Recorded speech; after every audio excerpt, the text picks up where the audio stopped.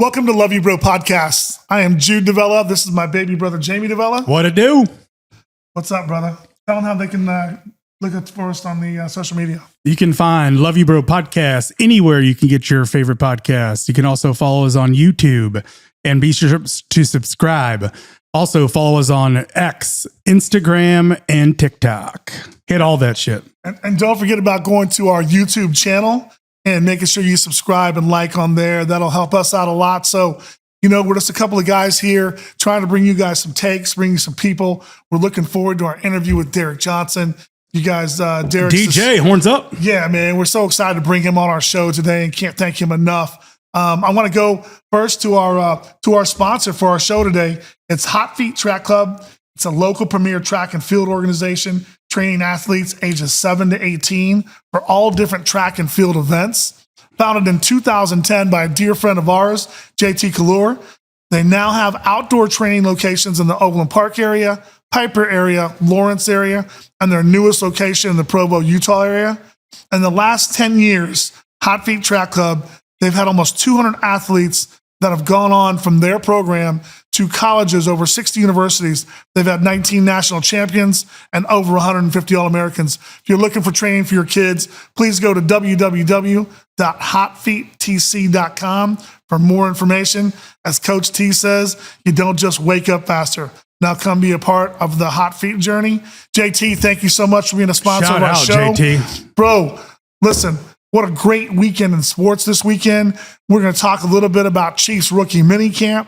We got to touch on the Kentucky Derby with some of the KC kids out there at the F1 race in Miami. We'll talk a little bit of the Canelo fight. But to top everything off for the weekend, bro, what about Tom Brady and that roast? Oh my God, I'm still dead. That shit was, watching it live, I was like, a couple times, I was like cringe-worthy, like, holy fuck, they didn't just say that. I was like, and it just kept getting, and it's funny because you could see like the tequila flowing more and more and what they're getting into. But it was one of the best fucking live television events I've ever witnessed. And the people they had involved, it was funny. McAfee said something today regarding the athletes were almost, they were on point. Their delivery, everything was so great. Dude, that shit was fucking funny. Some of it was very yes, I was like, I put the blankets over my head while watching because I'm like, ugh, but it was fucking funny. I'm telling you right now, I would not have wanted to be in that audience or with those people because there was zero filter. There was people they were giving zero fucks because they went after everybody. There were some times I'm listening to some of the stuff and I'm looking at Jessica like, woof, I am glad that I'm not in that audience or I'm getting roasted with those people. No, absolutely. It was great. And it was all, Tom took it he took it, even though he's taking shot at, us. But some of his funniest takes were, at fucking Bill's Mafia. And, that shit is like, you call yourselves a fucking mafia? He goes, at least the mafia has a fucking ring to kiss. You guys, it's just funny shit. It was good, but it was really well done. It was awesome. I'm sure it was. I'm sure Tom was like, he didn't really know what he's getting into until he's got into it. And I know there was shit that probably couldn't be said or couldn't, but if what, I don't know what the fuck couldn't be said because they got after each other. They touched on everything. But let's go talk a little bit about the Derby and the F1 race in Miami, just because as Chiefs were having mini camp here, our veterans and some of our big time guys in this city, Mahomes, him and his family are over there at the F1 race in Miami. And if I'm not mistaken, they got money in the Alpine team, right? Him Absolutely. And they actually got points this week, which is really cool in F1. F1 is so incredible. It's so fucking cool. It's so bougie, and it's getting bigger in the States. And what a better place to have it than, South Beach and essentially doing it where if you're Mahomes and Kelsey, you're pulling up in that bitch like we won a Super Bowl in here. So it feels like home. It feels like home. But if you're Kelsey, bro, so a week ago tonight, he signed, or 2 weeks ago, excuse me, he signed his extension, and then you're at the Kentucky Derby, and he looked he was so smooth at the Derby. Shout out to TK, man. My boy was clean as the other side of the pillow. Yeah, he was fresh on fresh. He was killing it. We had looked at social media. I think it was on Friday night or whatever.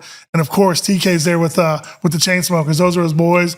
He's at a party there in South or at the Derby, and it was just always fun to watch TK and what he's gonna come out with next, man. Because that guy's, like he said, he's smooth, man, with what he's got. And then he jumps on jet and he's F1 pulling up and wants to know, only does what TK can do. I mean, the dude is, fucking assassin on and off the field. I mean, his drip and his fits are like, right. Like you say, cancel Christmas, right? Cancel Christmas for sure when TK's in the house. So let's talk a little bit about the Chiefs minicamp, man. Chiefs minicamp was with all the rookies this weekend. Watching some of that stuff come out of there and some of the comments made by some of the coaches and stuff, especially like about Xavier Worthy, about our tackle, about Jared Wiley. Looking forward to talking to DJ about some of the stuff from minicamp, because I know I want to ask him some questions about Xavier Worthy. I want to ask him some questions about Jared Wiley and what those guys are going to do to bring to our offense. But what was some of the stuff like you heard out of the Chiefs minicamp that you didn't like this week? To touch base on DJ, I think it's like, just to see what these kids are about to go through. I mean, you know what? Because obviously it's a huge jump from high school to some of these big college programs that they go to. It's a big jump. But then you get in the NFL, and not only going to the NFL, but if you're Xavier Worthy, you're getting a playbook that's it's like a NASA. Like, there's people that go to the moon with less fucking paperwork than that. I mean, there's a lot of shit going on. So how he, as a, rookie coming in, like dissected some of that shit and who he kind of leaned on in training camp. Right. But yeah, but from what I did see, and obviously I wasn't there, we weren't there, but I mean, it's just kind of a getting used to period. But I mean, afterwards, Andy had a lot of positive things to say. And I think it's just, once again, for those guys, they're so lucky. We're lucky from Jared Wiley to, like I said, to Xavier, like to come into a culture that is a winning culture with guys that are really fucking cool. Because, you can be a guy who goes, to Green Bay, like Jordan Love, and fucking Aaron Rodgers won't he acts like he's like a fucking, like a guy off the street. So you go into this environment where it's just, they want to help you succeed and help you, grow and develop, which is so dope. And it's so cool. And I think it's a culture that the guys within those four walls, Mahomes, Kelsey, that they created to make it, welcome, and they feel good about what they're doing. And it just makes it easier on them. So did you see Kingsley? Kingsley came out this week. Kingsley, right? Our tackle from BYU. Yeah, Kingsley, so he comes out this weekend and he talks about, he goes, it's so dope. He goes, I'm getting text messages from Mahomes, and he's just talking about, hey, have a good mini camp, have a good thing. And like you said, that's the difference between what's inside that building now and what's outside in different organizations. Is Mahomes, he's reaching out to his rookies. He's reaching out to, Xavier Worthy. He's reaching out to Kingsley. Wiley too, yeah. I mean, and to Wiley, and telling those guys like, hey, have a great mini camp. Looking forward to get back in here and start getting to work with you guys. But that's the difference, that when you're building that chemistry and you're building what's inside that locker room, inside those walls at One Arrowhead Drive, it's just different, bro. It's different. And that's what that team, when people talk about, they've come off these Super Bowls, are they going to be hungry? Are they not going to be hungry? Mahomes took 3 or 4 weeks off, and the guy was right back to work with Bob Stroop. Bob Stroop, a guy there. Shout out to him and what that guy does and what he's built and done with Mahomes and the guys that trust He's him. a real one. I mean, he's a real one. He's the real one. But trusting that guy with what they do and seeing what they're doing. But what Kingsley said about Mahomes and those guys reaching out, that's what separates those guys, and that's what makes those guys hungry. And I think they're going to compete for a three-peat this year. Oh, I mean, no doubt. And to step outside of minicamp or rookie minicamp, because we've only got so much on it, but was the OBJ thing, and the fact that he went to Miami, and it was known that he kind of turned us down, and Buffalo, but he turned us down, and it's like, actually, I kind of wanted him, but he doesn't fit into the culture. He doesn't fit into the culture. And it proved it with, like, he had a chance, and the deal he signed is so team friendly, and obviously we were interested in him, but the fact that he'd rather be on South Beach doing his thing than here grinding, and doesn't want the spotlight, me, but come and fit in. Right. But listen, you and I have talked about that the last couple of years. 2 years ago, you came at me because you were worried about our wide receiver room, and you were like, OBJ, man, I want OBJ. I fucking love OBJ. I'm an OBJ fan. I love what he does on the field. I get it. I love what he does, but I don't think he fits into our culture, doesn't fit into our locker room. And look, last year he shuns us away. He goes to the Ravens. He's over there consoling Zay Flowers after, Steve punches the ball loose from him. And there's OBJ looking at the Chiefs riding off into, hey, we're going to another Super Bowl, and OBJ thinking, and then he's going to go and shun us away again. Yeah, no, now it's he's going to correct. Miami. And my perception switched on that. Like I said, after this, because I thought we had a real chance to get him, and I thought he would be a nice piece of, like, he just has to lay low and run under the radar, and what he does underneath. Once again, we're dealing with what the suspension might be or might not be, but I thought it would have been a good piece. But once I heard that we were really interested and it wasn't just bullshit, that I was like, but after that, you know what? Fuck them. And we'll beat Miami we'll beat Miami again. And that's the last person I'm worried about. But it's kind of like talking about training camp and talking about, or what that looks like.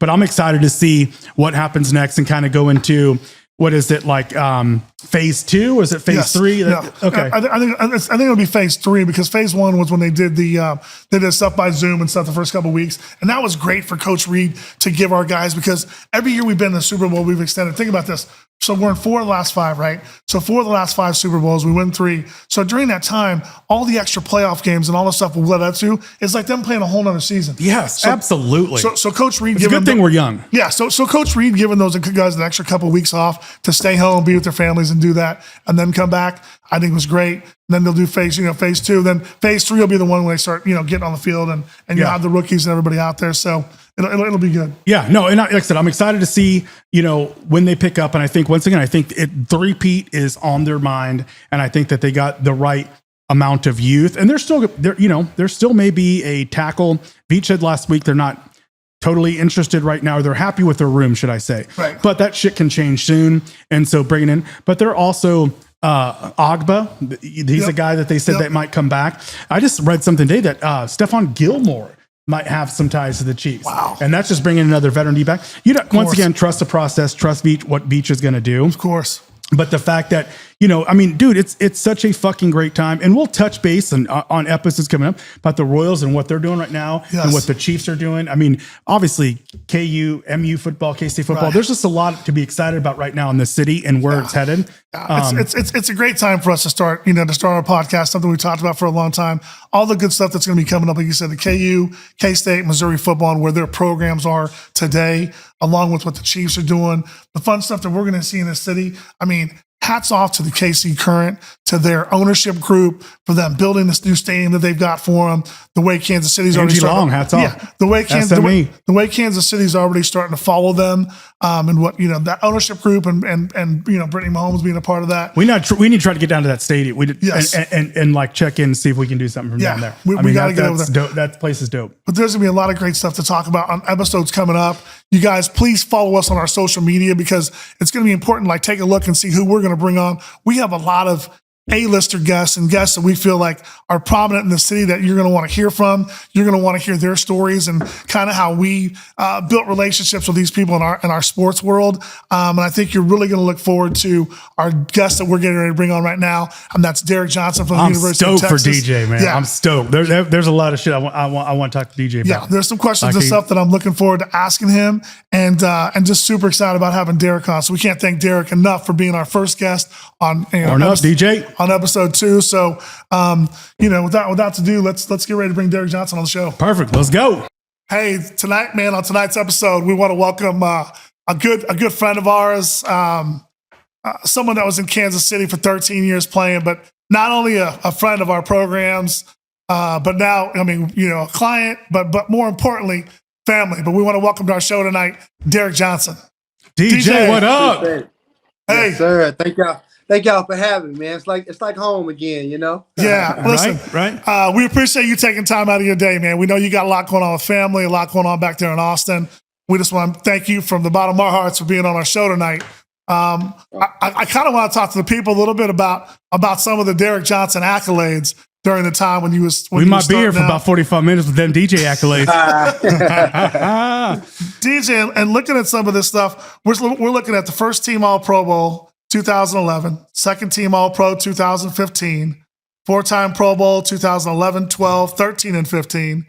But we go back to the Big 12 days, when you was at Texas, the Dick Butkus Award in 2004, Bronco Nagurski Award 2004, Jack Lambert 2004, Big 12 Defensive Player of the Year in 2004. I see you smiling, DJ. You know them. That was big time. He's bringing back some good memories. I mean, these all these accolades and everything, man. For you, back at UT, and I want to talk about this a little bit. When you came out of the draft in 2005, did you think that you were going to slide to the Chiefs at 15? Were there other teams? Well, I know there are other teams, but who were you talking to more that you thought were going to be, hey, I'm probably going to go at 5 or I'm going to go at 6? What was your agent telling you at that time? Yeah, I was slotted from 10 to 15 at that time. A lot of offensive guys were coming off the board, so I was 10 to 15. You had San Diego in there. You had Detroit. You had Carolina. You had the Cowboys, Houston. So we had a little bit in between there. But Kansas City, when I went to go visit Kansas City before the draft, Dick Vermeil, I was in his office and whatnot, and he said, hey, honestly, I don't think you're going to, drop to 15. But if you do, we're struggling on defense right now. We're trying to pick it up on D. We're definitely going to get you. And we were both thinking, I'm like, I'm not going to probably slide to 15, but, appreciate it, Coach. Yeah. Right. But I tell you what, I really thought I was going to, Houston. I'm probably glad I didn't. But I tell you what, man, soon as 15 came around, Dick Vermeil called and Carl Peterson. Like it was a great time, man. I was glad to come off the board. Well, listen, I was glad you came to Kansas City in 2005 because that was part of starting my business here. You were one of my very first clients I ever signed here, and I had the privilege of working with you 13 years. But let's go back for just 1 second. You mentioned a team in there that I knew as you were growing up you loved, the Dallas Cowboys. Did you think there was a chance that you were going to go to Dallas? You know what? They wanted an outside rusher, and they picked up DeMarcus Ware, which he's a pretty good player. Yeah, DeMarcus, he was a real one. He was a real one, and I know that a lot of people was like, he's at Troy. They don't know the competition level, but he came in, and I mean, he went at it. I mean, he was a real one. That was so true. I honestly didn't know about him like that. Like even Sean Merriman and DeMarcus Ware, like those guys were outside rushers. They were linebackers, but they rushed the passer. I was more of a behind the line stack linebacker, can kind of do everything. And I tell you what, when they were coming off the board, I'm like, these guys must be good because I won a lot of. I kind of swept it. I won all the awards. Absolutely. When they went. That's the one thing about the draft. You never know who they're looking at. You never know what the teams are trying to figure out for their team. So if you think you're pretty good, it still has the fit for that team. It doesn't. You don't kind of measure yourself with player to player. It's more about what the team needs at that time. And Kansas City needed me big time, and I started right off the bat. And Deej, let me ask you this: so, how do you mentally prepare for that? Like when you're preparing for the draft and you're doing these like interviews with coaches and with staff members and your people, how do you mentally prepare? Are you just kind of like, you know what, I'm going to go where I'm going to go, or do you have someone I kind of want to go to, or a scheme I want to fit, or a D coordinator I want to fit? How do you mentally prepare for that, D? You know what? It's hard to. You're coming out. You're about to think about this. You're about to pursue your dream job as a little kid, and you really want to go as high as possible. It's money involved, so if you can go number one, you want to go number one. But now that I'm looking back on it, you want to go where the best fit is. It's all about timing and scheme. And Kansas City fit me well because they needed a linebacker. But when you're going on these interviews and trips and visiting these teams, they are really digging in, saying, "Hey, trying to see all what you know." They're going back to high school. They're just figuring out who they're going to invest, their money and time in, and it's well worth it because it's a big opportunity, and they don't want to miss on a pick. That's one thing that you don't want to do in the NFL when you have these picks. Regardless of if it's first round or seventh round, you want to hit. You want to hit the lottery, and I think going to Kansas City was a great opportunity for me. Right. Jamie and I have talked a lot about the draft picks and where guys are going, and really, like you said, being that fit. We looked this year at the Chiefs. We kind of broke down the draft in our first episode, talking about kids, and you talk about guys sliding to positions. I think as much as the Chiefs were talking about Xavier Worthy, I don't think any of us truly thought he was going to slide down to where he slid down to. They traded up and they got him at that 28 spot. But you look around the league and you hear people talk about how in the world can the NFL just let another receiver fall into that offense, fall into Coach Reid's hands. I mean, you're looking at Patrick when they make that pick, and Pat's just doing that. Man, give me another weapon to throw to. I got Marquise Brown over here. We know what Rashid did, and hopefully everything, pans out for him once he gets through his legal troubles and stuff. Hopefully that comes out. He comes out on top of that. But how do you look at that, Xavier Worthy? I know you had a chance last year in Austin because you're around the UT program.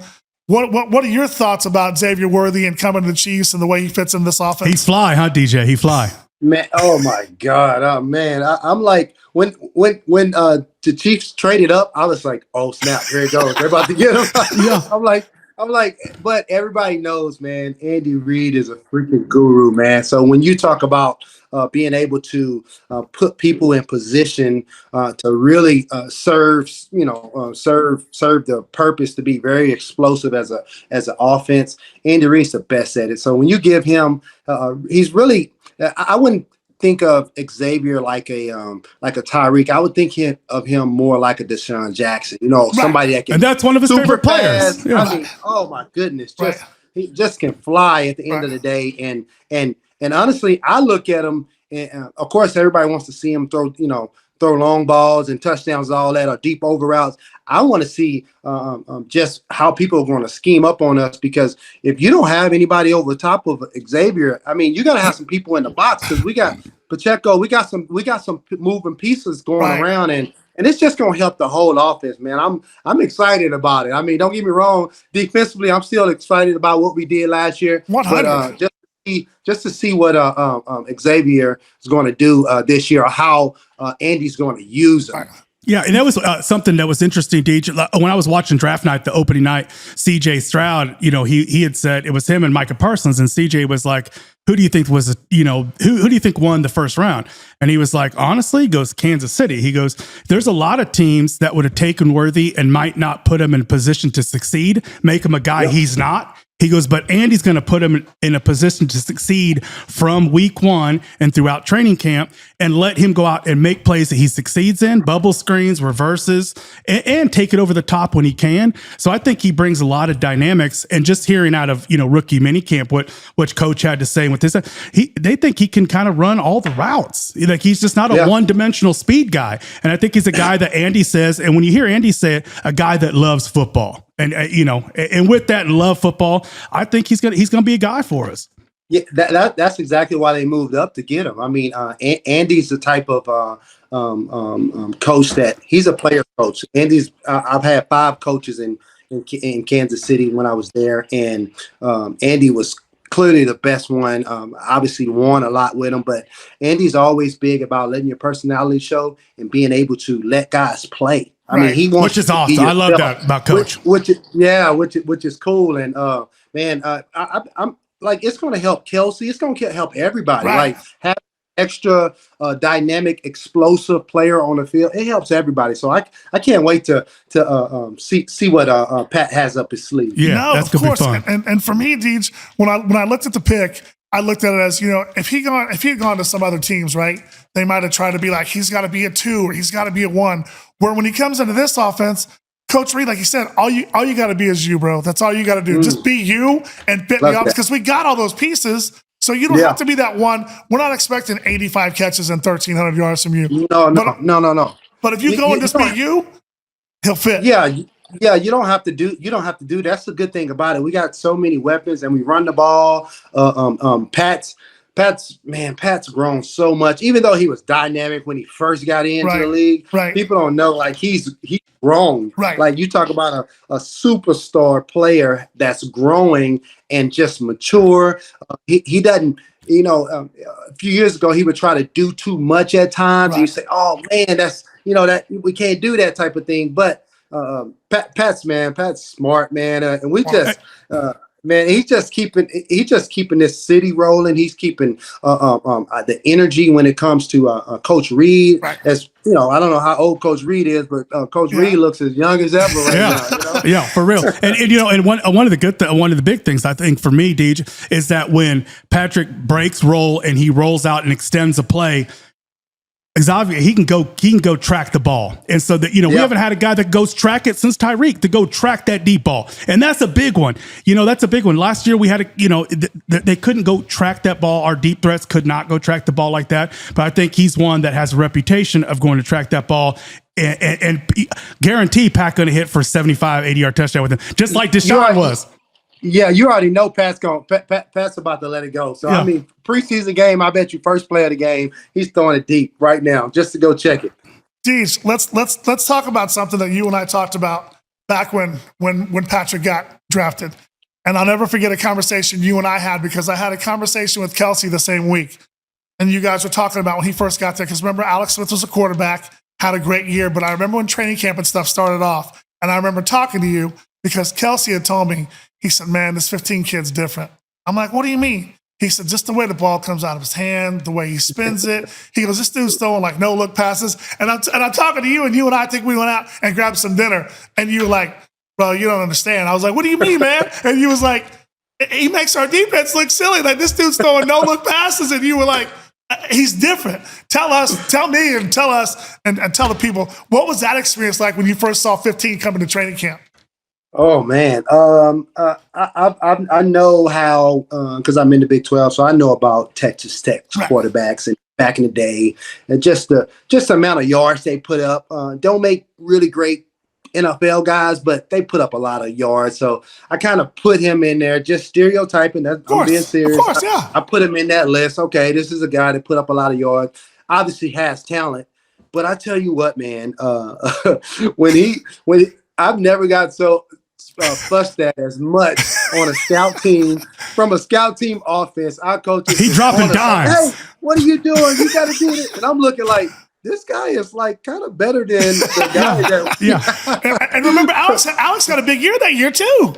Alex had his best year that year. I mean, it just shows to tell you that Veach and those guys, they know what they're doing, man. We just gotta trust them even more, and I think everybody does. But Pat's been slinging it, and everybody's been so amused with his no-look passes. He's done that. Like, he's been. I thought he was playing around. I'm kind of getting upset. Like, dude, stop messing. Stop messing it up, man. You messing our defense up. Well, DJ, awesome.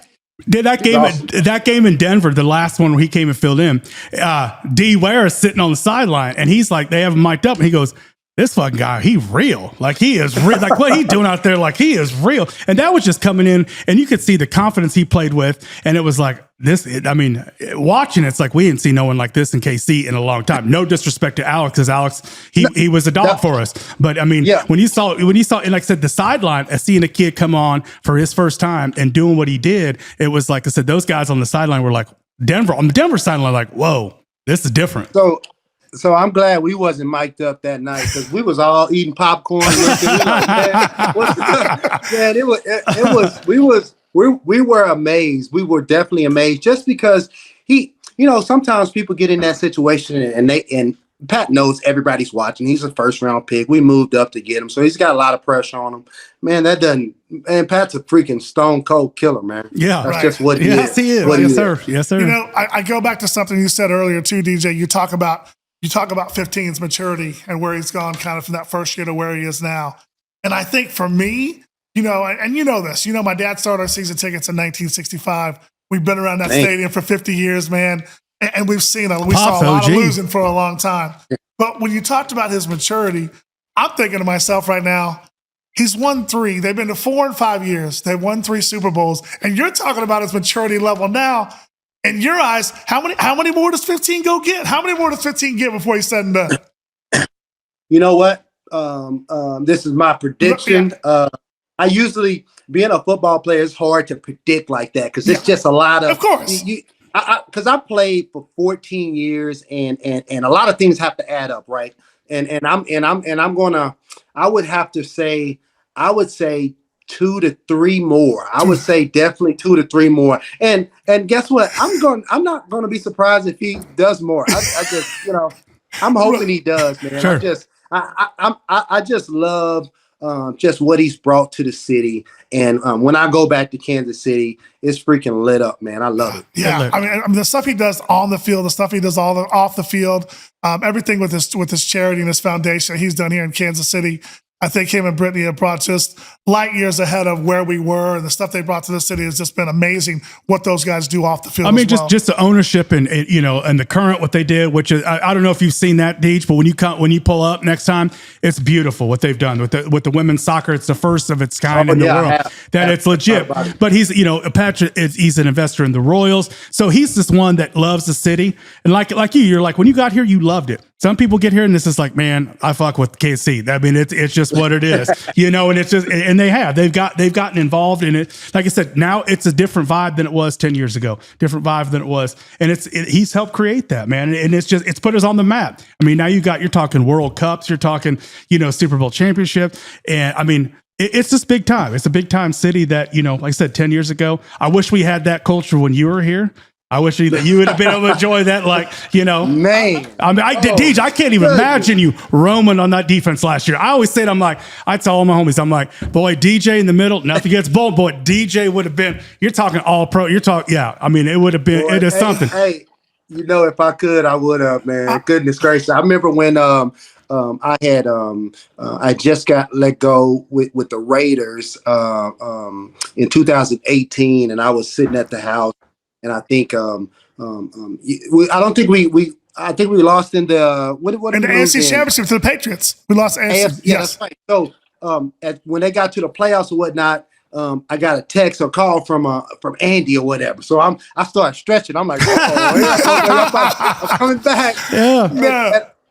Man, I'll tell you what, he just wanted to tell me just how much he appreciated me. He still gives me texts to the day when they go all the way and everything. Just thanks for being the building block and just representing Kansas City well and all that. So, man, I'm very grateful to still be a part of Kansas City. I'll be that way for the rest of my life. DJ, you won for life, and you're the leading tackler in Kansas City Chiefs history. I mean, that hey, stats don't lie, numbers don't lie. You know that. You can say this guy, numbers don't lie. DJ, you still host that number one spot. Shout out to my guy Tamba Ali, man. Oh boy, Tamba. Hey, that's if you ask me. I'm very biased because I played freaking 11 or 12 years with him.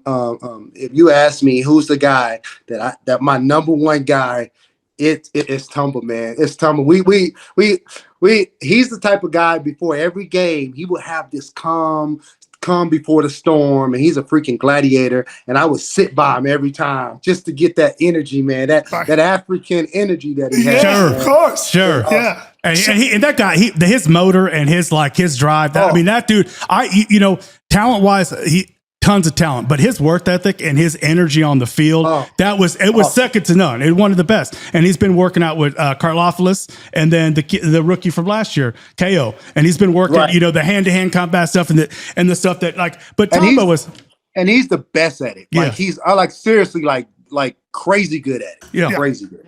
So I work with George, and when George came to the league, he said he had met Tamba and started working with him. And George is another one of those guys that came out of Purdue that, great work ethic, great everything. A lot like Tamba. He wasn't the most talented, highest, rated guy coming out, but that guy works, and who better for him to work with than Tamba Ali? Man, that's so true. Hey, so true. Deej, let's go back to your playing days. I know we've been talking about these other people. I want to talk about some of your playing days here. When you were with the Chiefs, who was your guy that you hated going against the most in the AFC West? Early in my career was Richie Incognito. Thompson. LT, LaDainian. Oh my goodness, man! There was actually him and he's from my same hometown, so I loved going against him. But he would get the best of us at times, especially early on in my career because they were really, really good. But Phillip Rivers, man, I used to hate Phillip because he always used to talk noise, and I'm like, dude, and he doesn't cuss either, so he be saying certain stuff, and I'm like, man, I couldn't wait to get my hands on him. I couldn't do it much. I couldn't do it enough, but San Diego was that team where I'm like, man, this team right here is a kind of thorn in our butt. Right.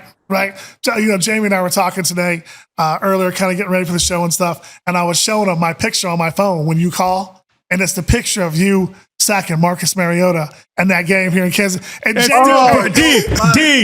it still breaks my heart. I mean, I'm serious. I'm not kidding. I'll randomly be like, God damn, how is that forward progress? And that was the biggest bullshit call I've ever. I mean, still to this day, ain't no one could ever replay it for me. No one could ever be like, this is.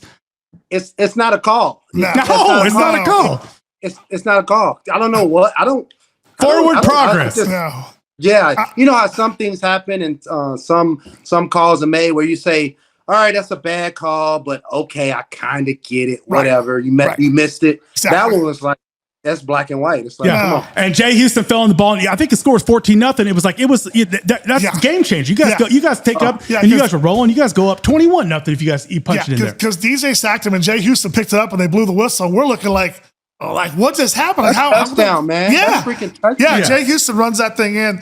Another hit that I remember, the arrowhead that you made, and it was funny because, and you'll remember this because it was when Marshawn Lynch went to the Raiders, and you got him on that screen pass. Do you remember Marshawn? Do you remember Marshawn coming out the locker room afterwards and he took pictures with you and your family, your mom, brothers, everybody?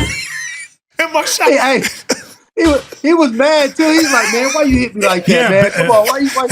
But Derrick Carr kind of set him up. He kind of threw it up. I'm like, man, because I'm telling you, he's one of the guys that for a linebacker, he's quicker than you want him to, and he's freaking tough as nails. Right. So it's hard to get him down. But when you get a chance to hit him, you got to take your shot. I went on and took that. For sure. And the funny thing about it was, remember he came out of the locker room and we're all sitting outside there in the family parking lot, and he walked over to you and he was like, man, Deez, he's like, why was you trying to take my head off right there? And he was like, you need to blame your quarterback, not me, man. I'm just making a play. But it was cool the way you guys interacted, and then he took pictures with the family and everything. It was cool to meet him. Marshawn's always been. I've hit him a couple times over the years, and he always gets up smiling, like he's like, good hit, man, good job, man. I'm like, most people are like, oh my goodness, you know. Yeah. And he's just smiling with the gold teeth, like, yeah, good job, man, good job. I love beast mode, but you got beast mode, and he knew it. You got beast mode. Yep. And then the kid, he was a rookie, and you had to do him like that, DJ, the Oakland kid that you blew up, Ricard. You absolutely that. You know what? When you hear that now, it still sounds like a firework went off. And that kid didn't get up. I was like, and you ran down the field about 15 yards, and I was like, get it, DJ. And that boy's still laying on the ground. I'm like, woo. See, some of my highlights, you know, I'm a little old school. Some of my highlights, they'll be flags today. You know, they'll be like, flags, too violent. For sure. For sure. No, DJ, like I said, let's go back and talk to a little bit about when you and I met in Kansas City. You remember the first day we met over there? We met over there at Holiday Inn. By the plaza. By the plaza on Main Street. I met you and your mom because we were going to ship your Range Rover. And mom wanted to meet who's this guy? Who is this Jude guy you're going to start working with? And I had to get through Mama Johnson first. Yeah. But always. With that being said, though, and your 13-year career, and you and I worked together, I was blessed to be your assistant and not only grow my relationship with you, but your family, your mom.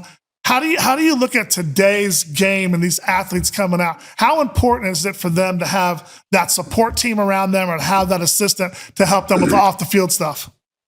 Yeah, that's really important, Jude. That I was blessed to have somebody like you that was just starting out and that was genuine and knew Kansas City. That's the big thing for me because I didn't know Kansas City. Honestly, when I first got picked up with Kansas City, I didn't know Kansas City was in Missouri. I'm like, I'm like, hold on, it's on the state line and all that. I learned all that real quick, but to have someone like you that was a personal assistant that really was someone that's away from home that's going to help and support and because being a professional athlete is hard, man, because you run into trouble all the time, and there's times where things happen where if you're around, you help out, right? When it comes to getting car service, getting people coming to games, balancing life outside of football. Football is a lot already, of course. And for Prime Time Assistants, I don't know if it's called that now. Correct. But, yes. But for you, Jude, that's just man, I really appreciated that. I needed that, especially coming young guy, first round pick, coming from Texas, small town, and coming to Kansas City and having somebody that has my back. That's the one thing that you got to have somebody have your back, have a team around you, and that it worked out well for us. Well, I appreciate it, man, from the bottom of my heart, because, you know, being that assistant for you for 13 years and growing the relationship, and, you know, watching you grow into a man and get married and have kids and do all that, it's been beautiful for me to see from that standpoint and to see your life after football. So thank you again for letting me be just a small part of 13 years of doing that with you, man, because it was a pleasure was all mine, brother. Man, Jude, you was a big part of that. It was a small part. Yeah, and me and you like brothers, man. We've been through ups and downs together, man. Thick and thin, yeah, thick and thin. Yep. We've been through a lot. So tell us a little bit about DJ. You know, Jamie and I talked a little bit about this too, and the important role that your mom played from an education standpoint about your Defend the Dream Foundation, because that's something you did that I think is amazing. But talk a little bit about that, how that started, and, you know, how your mom played a role in that, and you want to be a part of that. Yeah, my mom's a school teacher for over 40 years, so you can only imagine, you know, living in a house with a school teacher. So she didn't just she kept everyone straight. I know, right? It wasn't just at school. She did that when she came home. So, but I really benefited a lot from my mom's from the upbringing, and just instill a lot of great values in our kids at a young age. Just the passion to serve, and just the passion for being educated, and knowing that education is super, super important. And I'm a big server at heart. Don't get me wrong. Football is what I did, but it's not who I am. You know, who I am is a server at heart. You know, I look out for other people, especially people that can't help themselves. So I've always, my mom always told me, you know, if you're a blessing, you need to be a blessing to others. And starting my Defend the Dream Foundation in Kansas City in 2013, we did a lot of great work. I mean, from all over the city, revamping, transforming, beautifying Title I elementary school libraries into a reading oasis, just so we can raise the level of reading in the inner city kids on the elementary level. Because there's a bad stat about inner city kids. If they're not on grade level reading before they leave elementary school, it's a big chance that they won't graduate high school. So being able to pour in and get age appropriate books, diverse books that relate to these kids was awesome, man. I did That's some beautiful, great work DJ. Yeah, love it, man. DJ, it's beautiful what you did here, man. We appreciate you, like, you know, coming on tonight and being here with us. I'd like to just ask you a question, man. Listen, we're going to be doing this for a while. We'll be doing it during the season. When you come into Kansas City for a game, we'd love to get you back on the podcast, because there's more stuff. We do it live, baby. Yeah. Okay. Pull up. Hey, DJ, listen, we want to thank you from the bottom of my heart for being on our show tonight, being on our podcast, man. You're our first guest, and I thought it was only appropriate to bring you on first. All day, Deej. Give the family much love. Give the family much love. I love you, bro. I appreciate you. Okay? Love you, Deej. Love you, bro. We'll be in touch soon, man. Yes, sir. All right, brother. God bless, DJ.